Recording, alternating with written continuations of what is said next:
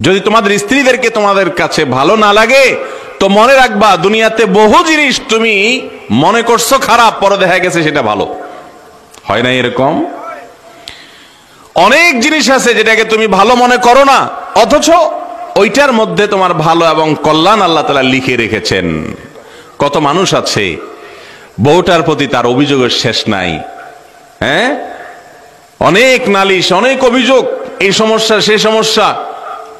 দেখা গেল স্ত্রীটা হঠাৎ মারা গেছেন, এই ব্যক্তির যত রুজি রোজগার হইতো, ব্যবসা বাণিজ্যে বরকত হইতো, সব শেষ, থেমে গেছে। আছে না নাই?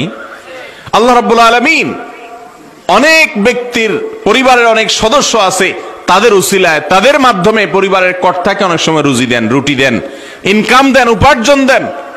তার জীবন সাথে সঙ্গী হিসাবে তার সাথে সময় কাটানোটাকে খারাপ মনে করতেছেন, হয়তো আল্লাহ রাব্বুল আলামিন সেখানেই কি রাখছেন, ভালো এবং মঙ্গল লিখে রেখেছেন। এই জন্য আল্লাহ রাব্বুল আলামিন এই আয়াতের মাধ্যমে পুরুষদেরকে সান্ত্বনা দিচ্ছেন যে কখনো যদি তোমার স্ত্রী তোমার কাছে খারাপ মনে হয়, খারাপ লাগে, তো তুমি মনে রাখবে তোমার খারাপ লাগাটার ভেতরে অনেক কল্যাণ আছে। আর কিছু না থাকুক, তুমি সবর করার মাধ্যমে, ধৈর্য ধারণ করার মাধ্যমে, তার সাথে জীবনযাপন করার মাধ্যমে অনন্ত অসীমকালের জান্নাতের উপযুক্ত হয়ে যাচ্ছ। এর চাইতে বড় জিনিস কি আছে?